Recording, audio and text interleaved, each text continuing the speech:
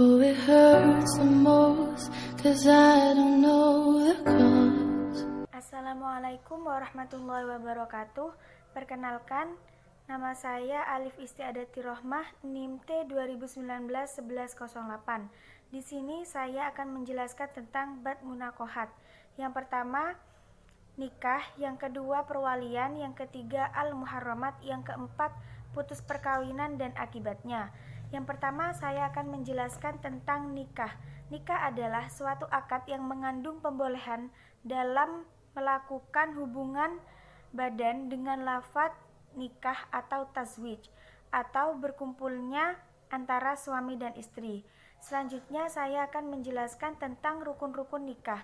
Yang pertama yaitu keduanya dalam keadaan muslim, yang kedua tidak ada hubungan muhram, yang ketiga tidak adanya paksaan, yang keempat tidak dalam keadaan haji atau umroh, yang kelima keduanya memiliki jenis kelamin yang berbeda, yang keenam calon suami tidak dalam keadaan mempunyai istri atau calon istri tidak dalam keadaan mempunyai suami atau saat masa iddah. Yang ketujuh yaitu tidak dalam pinangan orang lain bagi seorang istri. Selanjutnya saya akan menjelaskan tentang syarat-syarat wali pada pengantin wanita. Yang pertama yaitu laki-laki muslim, yang kedua mempunyai hubungan nasab atau muhram perwalian, yang ketiga balik atau berakal, yang keempat tidak dalam keadaan haji atau umroh. Yang berikutnya saya akan menjelaskan tentang syarat-syarat yang harus dipenuhi oleh saksi.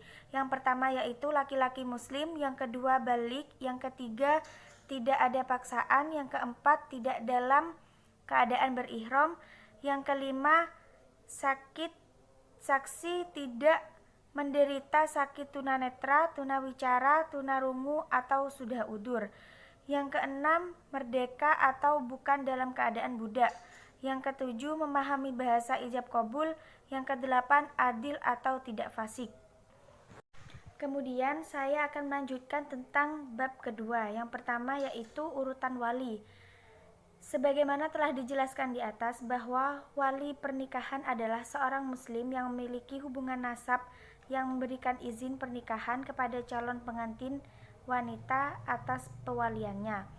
Kemudian yang disebut dengan wali nasab yaitu yang pertama kelompok laki-laki garis lurus ke atas ayahnya, yaitu kakek dari pihak ayah dan seterusnya. Yang kedua yaitu saudara laki-laki yang sekandung atau saudara laki-laki seayah. Yang ketiga yaitu kerabat paman atau saudara laki-laki dari ayah. Yang keempat yaitu saudara laki-laki kandung kakek atau saudara laki-laki seayah kakek. Yang kedua yaitu jenis wali. Jenis wali ada dua. Yang pertama yaitu wali nasab, yang kedua yaitu wali hukum. Di sini saya akan menjelaskan tentang wali nasab. Wali nasab adalah laki-laki muslim yang mempunyai hubungan nasab atau keturunan dari calon pengantin wanita. Sedangkan yang kedua yaitu wali hakim. Wali hakim yaitu wali yang tidak mempunyai hubungan nasab atau tidak punya hubungan sedarah dengan calon pengantin wanita. Selanjutnya yang terakhir yaitu karakteristik wali nikah. Yang pertama yaitu wali akrob, yaitu wali yang dekat dengan calon pengantin wanita. Selanjutnya wali abad atau jauh, yaitu wali yang dianggap jauh nasabnya dengan pengantin wanita. Yang kedua yaitu wali mujbir, yaitu seorang wali yang berhak menikahkan orang yang diwakilinya tanpa meminta pendapat atau persetujuannya.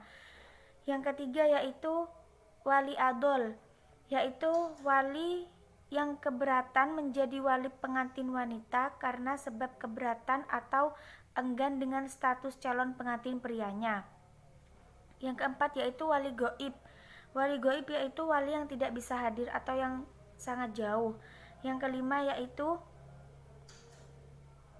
wali yang menikahi maulanya, laki-laki yang boleh mengawini perempuan yang berada dalam pewaliannya tanpa menunggu persetujuan wali lainnya.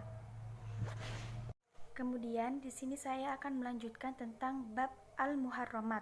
Al-muharramat merupakan suatu istilah yang ditujukan untuk menyebut wanita-wanita yang haram dinikahi oleh sepanjang laki-laki di sepanjang hidupnya.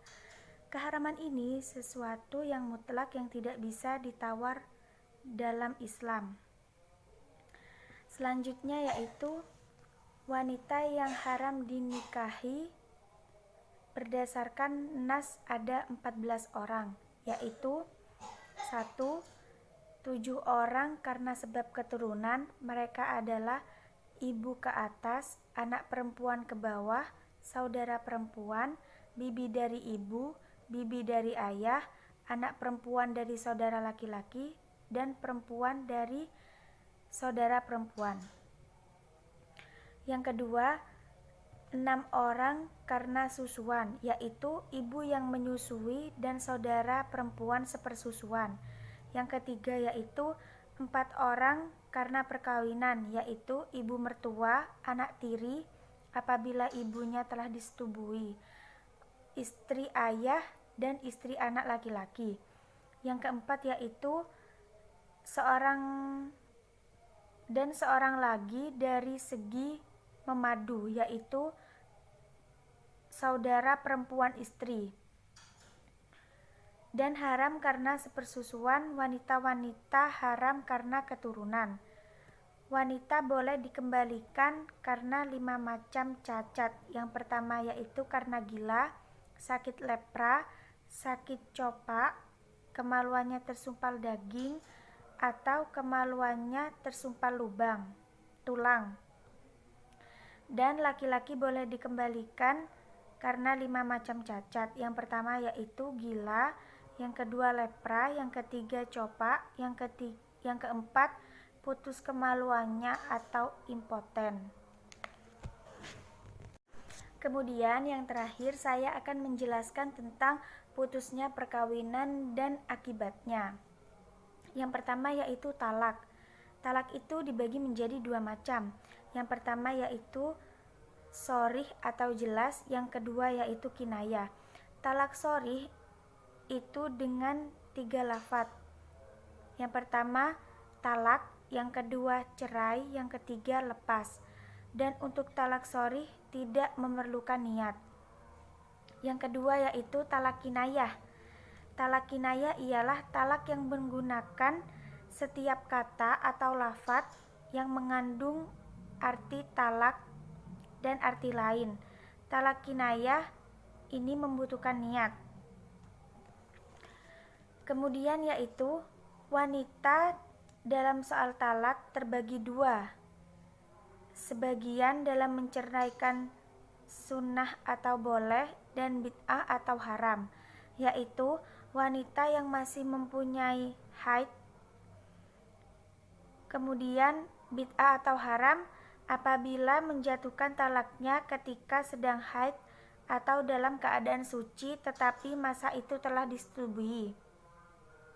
Selanjutnya yaitu dalam mentalak tidak sunat dan tidak pula bid'ah, yaitu istri yang masih kecil, wanita yang telah putus haid, wanita yang hamil, dan wanita yang telah dikhulu dan belum dikumpuli. Selanjutnya saya akan menjelaskan tentang wanita yang beriddah itu dibagi menjadi 2. Yang pertama yaitu yang ditinggal mati, yang kedua tidak ditinggal mati. Wanita yang ditinggal mati apabila ia dalam keadaan hamil, maka iddahnya habis dengan melahirkan. Sedangkan bila ia tidak hamil, maka iddahnya 4 bulan 10 hari. Kemudian wanita yang tidak ditinggal mati apabila dia mengandung, maka iddahnya sampai melahirkan kandungannya. Kemudian yang terakhir, putusnya pengadilan. Selain keterangan di atas, putusnya pengadilan telah mengatur tentang akibat terjadinya putusnya perkawinan. Yang pertama yaitu pasal 26 ayat 1, cerai mati, maka separuh harta bersama menjadi pihak pasangan yang hidup lebih lama. Yang kedua, pembagian harta bersama bagi suami atau istri yang istri atau suaminya hilang harus ditangguhkan sampai adanya kepastian mati secara hukum dasar keputusan pengadilan agama. Yang kedua yaitu pasal 27. Janda atau duda cerai hidup masing-masing berhak 1/2 dari harta bersama sepanjang tidak ditentukan lain dalam perjanjian perkawinan. Di sini saya akan menjelaskan tentang mawaris. Mawaris adalah ilmu yang mengetahui orang yang berhak menerimanya, bagian setiap ahli waris dan orang yang tidak berhak menerimanya, bagian setiap ahli waris dan secara pembagiannya. Kemudian saya akan menjelaskan tentang sebab-sebab terjadinya warisan dan penghalangnya. Yang pertama yaitu sebagian ahli waris berangkat jauh dari domisili semula sehingga menyulitkan pembagian harta warisan tersebut. Yang nomor 2, sebagian ahli waris kerepotan menanggulangi pihak-pihak ketiga yang mencoba untuk mempermasalahkan atau memperkeruh suasana yang merasa tidak adil. Selanjutnya, ahli waris khususnya mantan istri muwaris akan menikah kembali dengan laki-laki yang telah memiliki keturunan, tetapi beberapa tahun kemudian hasil pernikahan mereka membuahkan beberapa anak lagi. Kemudian sebab-sebab mendapatkan warisan. Yang pertama yaitu adanya hubungan kekeluargaan atau al-qorobah. Yang kedua yaitu adanya hubungan perkawinan atau al-musyaharoh. Yang ketiga, adanya kegiatan seseorang memerdekakan orang lain dari perbudakan atau al-wala. Yang keempat, adanya hubungan agama. Selanjutnya saya akan melanjutkan tentang bab muamalah. Muamalah yaitu jual beli, suatu kegiatan tukar-menukar barang dengan barang lain dengan cara tertentu, baik dilakukan dengan menggunakan akad maupun tidak. Selanjutnya, rukun-rukun jual beli. Yang pertama, adanya penjual dan pembeli. Yang kedua, uang dan benda yang dibeli. Yang ketiga, lafadz atau ijab qabul. Selanjutnya, saya akan menjelaskan tentang riba. Riba itu haram, dan riba itu terdapat dalam transaksi emas, perak, dan bahan-bahan makanan. Tidak boleh menjual emas atau ditukar emas dan perak dengan perak, kecuali dengan timbangan yang sama dan dibayar kontan. Dan tidak boleh menjual sesuatu yang dibeli dan belum diterima, dan tidak boleh menjual daging yang ditukar dengan hewan. Boleh menjual emas ditukar dengan perak yang berbeda timbangannya dengan kontan. Selanjutnya, saya akan menjelaskan tentang syirkah. Syirkah yaitu percampuran secara syarok adalah ungkapan dari ketetapan hak terhadap sesuatu harta yang 1/2 atau lebih pada sisi usaha dagang. Yang keempat yaitu mudorobah.